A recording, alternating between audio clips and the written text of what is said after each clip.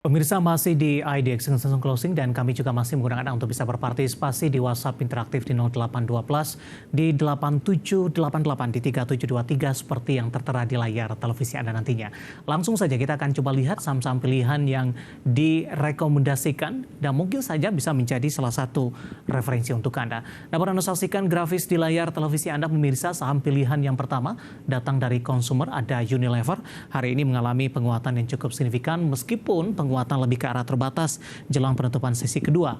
Trading buy, supportnya di 2540, resisten hingga ke 3080. MDKA juga trading buy pemirsa, supportnya di 2650, resisten hingga ke 2970. Ada cuan, hari ini juga cukup cuan sepertinya, mengalami penguatan yang cukup signifikan. Trading buy juga lebih direkomendasikan 6850, resisten hingga ke 8900. Cukup lebar range untuk cuan, support dan resistennya. Kemudian infrastruktur telekomunikasi ada XL, hari ini juga naik tinggi di atas 5%, juga direkomendasikan trading buy 2480 hingga 2780. Unilever, MDKA, dan XL, dan lagi-lagi keputusan investasi tetap ada di tangan pemirsa IDX Channel.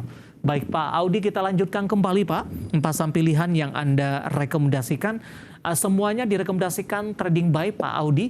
Tadi pun saya sempat cek satu-satu, keempat saham ini justru mengalami penguatan signifikan di sepanjang perdagangan hari ini. Nah, untuk trading buy, apakah memang IHSG yang masih mengalami volatilitas yang cukup tinggi, rekomendasi trading buy lebih cocok untuk posisi saat ini? Iya, betul. Jadi memang kita lihat secara keseluruhan ya, itu dari indeks harga saham gabungan memang masih kecenderungan masih bergeraknya sangat volatile dan memang masih ditekan gitu ya dengan beberapa sentimen negatif di pasar. Jadi memang untuk saat ini yang idealnya adalah kita justru bisa memanfaatkan aja untuk trading jangka pendek atau memanfaatkan momentum penguatan dari saham-saham yang memang terkena sentimen positif. Ya salah satunya mungkin dari kinerja yang positif dan juga ada pembagian dividen gitu. Jadi kita bisa memanfaatkan peluangnya di tengah ketidakpastian ISG juga itu sendiri. Baik, langsung saja kita ke Unilever Pak. Tadi sempat menguat di atas 5%, di penutupan penguatan lebih ke arah terbatas 3,52, ditutup 2650, intraday hari ini di 2690. Analisisnya trading buy di level berapa untuk Unilever? Oke, ya Unilever ini sangat menarik sekali, tetapi memang yang perlu diperhatikan adalah ada level resisten yang sedikit mengganjal ya di level terdekatnya itu adalah di 2750. Jadi memang kalau kita bisa perhatikan dari Maret awal Maret sampai dengan saat ini 2750 itu menjadi resisten yang sangat kuat. Tetapi kita bisa manfaatkan untuk saat ini dengan kondisi sudah mulai bertahan lagi di jangka pendeknya sudah mulai kembali lagi bullish. Jadi bisa dimanfaatkan mungkin di rentang 2650, 2670 itu masih oke untuk masuk dengan potensi memang tadi kalau kita lihat sampai dengan di 3080 untuk Unilever gitu ya. Jika once terlebih dia break juga di 2750 itu akan menjadi confirm yang cukup baik untuk Unilever bisa sampai atau bisa achieve setidaknya di resisten 3080. Tapi mesti diwaspadai support yang mesti dijaga untuk saat ini adalah di level 2540. Jadi kalau dia break justru malah akan menjadi tekanan yang berkelanjutan lagi untuk Unilever. Baik, jangka menengah dan panjang masih bearish tidak Pak untuk Unilever? Ya, untuk jangka menengah masih lebih ke sideways. Jadi memang rentangnya kalau kita bisa melihat itu adalah di 2800 sampai dengan di 2500. Ya, masih di rentang segitu aja selama 3 bulan terakhir. Jadi memang perlu konfirmasi terlebih dahulu ya 2750 tadi gitu ya, was nanti bisa. Tapi kalau kita yang lebih besar lagi memang Unilever ini trennya masih bearish untuk jangka menengahnya. Baik. So sekali lagi memang kita harus memanfaatkan dulu aja momentum jangka pendeknya. Memang di tengah ketidakpastian ISG juga ya satunya idealnya kita bisa memanfaatkan untuk trading jangka pendek dulu. Oke, kita beralih ke saham yang kedua pemirsa, ada MDKA, juga direkomendasikan trading buy. Intraday hari ini MDKA juga lebih dominan bergerak di zona hijau, sama seperti Unilever di penutupan sesi kedua penguatan lebih ke arah terbatas. Intraday hari ini sempat ke 2800. Analisis Anda untuk MDKA Pak Audi, trading buy di level berapa Pak? Oke, MDKA menarik kalau kita bisa lihat ya secara patternnya dari Oktober tahun lalu memang ini ada pola triple bottom yang memang neckline-nya adalah di level 2900. Jadi untuk secara jangka pendek MDKA trend bullish. Jadi memang ya untuk harga di 2750 sampai dengan 2770 ini masih cukup oke untuk masuk untuk entry dengan level yang memang harus dia breakout dulu adalah di level 2900. Once nanti dia sudah break 2900, ya saya bisa melihat potensinya memang cukup besar setidaknya untuk MDKA sampai dengan di 2970. Jadi memang cukup jauh jika dia breakout pola triple bottomnya.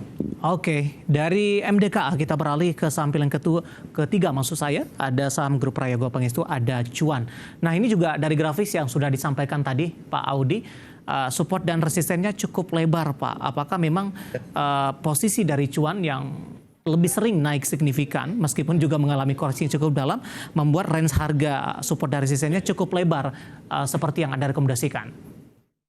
Iya betul, karena gini kalau kita di technical itu ada yang namanya average true range. Jadi biasanya kalau kita lihat turn chartnya yang memang fluktuasinya tinggi, biasanya potensi dia naik ataupun dia turun juga tinggi mengikuti average true range-nya tadi. Dan kalau kita berkaca dari Cuan ini memang seharinya ya kalau kita average kan ya itu potensinya bisa naik 5%, bisa turun 5%. So jadi memang ini termasuk volatile sekali saham Cuan ini. Tapi balik lagi kalau kita berkaca secara trennya ini masih bullish jangka menengahnya. Ya. Sejak April itu harga mungkin dari 5.000 sekarang sudah 7.500. Jadi memang dalam sebulan itu dia bisa naik sekian persen, lebih dari 20% lebih. Jadi memang ini termasuk volatile. Dan jika Cuan ini masih ada potensi dan kalau kita lihat volume transaksi hari ini meningkat di tengah trennya yang sideways, so maka target sampai dengan 8.900 ya saya pikir bukan hal yang mustahil karena memang kita lihat average true range yang cukup lebar, jadi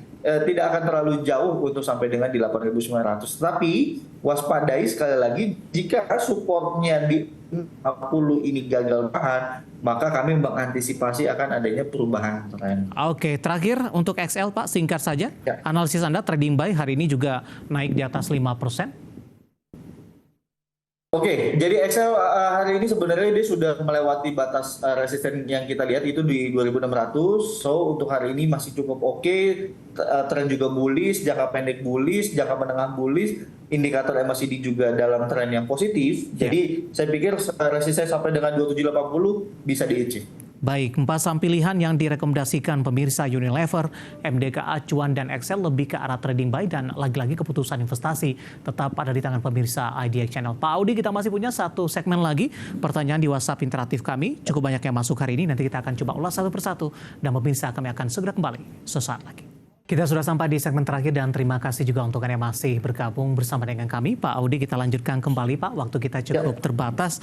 Pertanyaan hari ini cukup banyak yang masuk Pak Audi.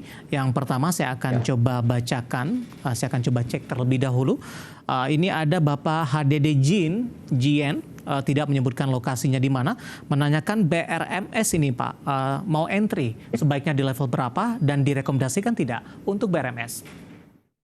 Oke, BRMS saat ini dalam zona support, jadi memang cukup menarik 140 sampai dengan di 146 ini memang masih dalam range supportnya, boleh buy on weakness di level sekian gitu ya. Jadi harus dijaga 140. Jika memang nanti dia sudah setidaknya bergerak di 149, resisten yang terbuka bertahap ya. Saya melihatnya di sini 155 resisten pertama, next-nya adalah 165.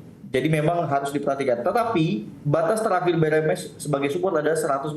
Itu yang harus dijaga. Oke, penutupan hari ini di 146, menguat maksud saya di 1,39%, level terendah di 144, level tertinggi di 147. Tampaknya range-nya cukup sempit di sepanjang perdagangan hari ini. Baik, kita beralih ke pertanyaan selanjutnya. Ada Bapak Wimur. Ini tidak menyebutkan lokasinya di mana, menanyakan saham BRPT Pak, support dan resisten. Oke, BRPT range-nya sempit, dia sideways itu di 940 sampai dengan di 1030. Selama 4 bulan terakhir geraknya di situ-situ aja. Jadi untuk saat ini boleh tunggu dia breakout dulu atau cicil beli. Jika nanti dia sudah break 1030, maka boleh tambah lagi muatannya. Potensi terbuka adalah setidaknya sampai dengan di 1190. Tetapi hati-hati jika BRPT turun ke bawah 140 menjadi support terakhirnya.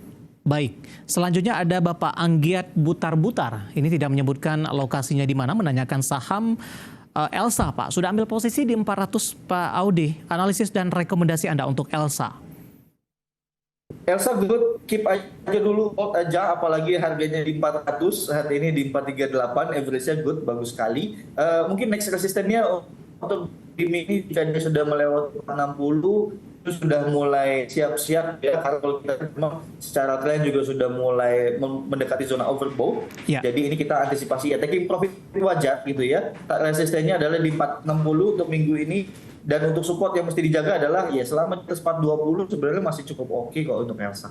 Baik, 438 penutupan hari ini, resisten selanjutnya di 460, di hold saja, dan dari sisi level support tadi sudah disampaikan yang harus diwaspadai. Selanjutnya ada Bapak Susilo di Blitar menanyakan Adaro, Pak, naik dengan kuat menjelang RUPS, rekomendasinya?